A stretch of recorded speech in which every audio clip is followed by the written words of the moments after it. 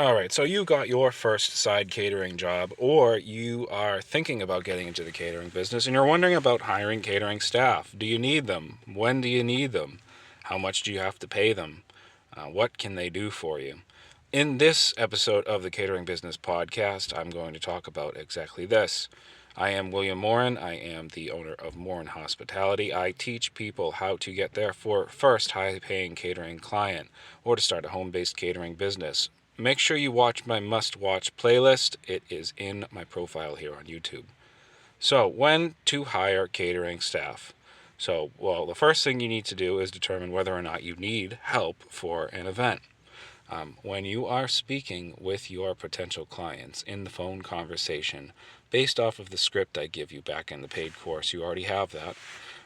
You're talking to the person about what their event, what their expectations are, the menu, how much they're trying to spend, the type of clientele or the type of guests they're going to be at the event. You're uncovering a lot of things that you need to know in order to give these people what they want and to give them an accurate quote.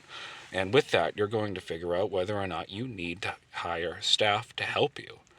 So you're going to uncover that in that initial conversation where you're getting all the details you need in order to give them an accurate proposal and quote for an event. So if you're doing, like 30 people or less, you can probably handle this on your own. 40 people, 50 people, you might want to start getting some help, especially on the day of the event. Prepping the event, you can probably handle on your own, depending on the demands of the full-time job that you have, because you're just getting started out in this on your own, on the side, while having a full-time job. I'm assuming that's what a lot of my students are doing. So what do you need? You need probably 1 day's worth of help. Somebody who is able to do a bit of cooking and to be very personable and presentable, and be sort of a server or a runner for you at the event. So you're thinking about that stuff while you're talking to your client. You can let them know that you're thinking about hiring someone. You could not. It doesn't matter, because you're gonna come to them with a per person quote. Either way, even if you're hiring service staff. So you're not going to have a separate line item on the BEO that says, oh, it's going to be $250 for this additional person to help, and this is 20% gratuity on top of that. You're not going to do any of that. You're going to stick with the what I tell you in the other videos on this channel, is that you're just going to have a simple per person price for this event. No additional lines. And you at least want to have that person there for you the day of the event.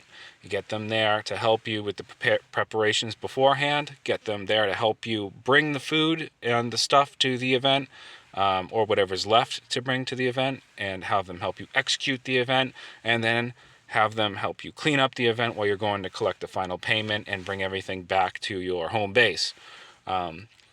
That's what you want to do. If you want to be doing 100 person, 200 person weddings, this is a whole different story, but I don't think that's where you're at right now. And I don't think that's why you're at my channel watching this video. But as a side catering job, you've heard this story before about, I think there's a video on equipment, like what equipment do you need for catering jobs. I talked about the 100 person turkey dinner I did on the side. I had 2 servers help me for that event. So now you've determined that you need help. So who are you going to ask for help? Well, you've been out there in the industry. You have connections. You have people that you've worked with in the past. I want you to reach out to them and see if they have availability to help you with a side job. How much are you going to pay them? I don't know what it's like all across the country, and what values that you can put on a person's day's work of time.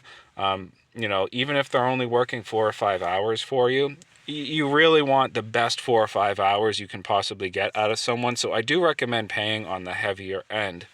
I think between $200 and $300 for a day or a shift or whatever. And honestly, they're probably not even going to be doing 8 hours with you, or they could be.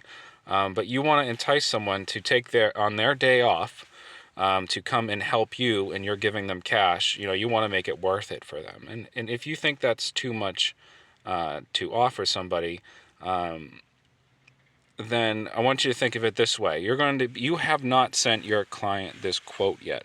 So you're going to be able to, using that costing spreadsheet that you get on the website, moreandhospitality.com, you can just plug in the cost for the labor, which is like $300 for this person to help with this event, and you can plug that in, and then you just add it to the per person cost for the event. No big deal. And another little caveat to that is, once the client agrees to the catering invoice and gives you a deposit, make sure you have that deposit written such that you have that $200-300 coming in the initial deposit for the event as well, so you can have the cash for the person that you're paying that day, as well as the cash for the money. As well as the cash for the food that you're going to be purchasing for this event as well. So this is the best way to strategize how you're going to hire staff. I don't think you need to start worrying now about processing payroll and worrying about any of the other stuff that comes with processing payroll. You just pay somebody cash. And if you want to have them sign any documents for taxation, that's up to you. But, cash is king. Fair time spent for cash exchange is fair to me, especially when you're just starting out. So that's my take on when you should hire staff.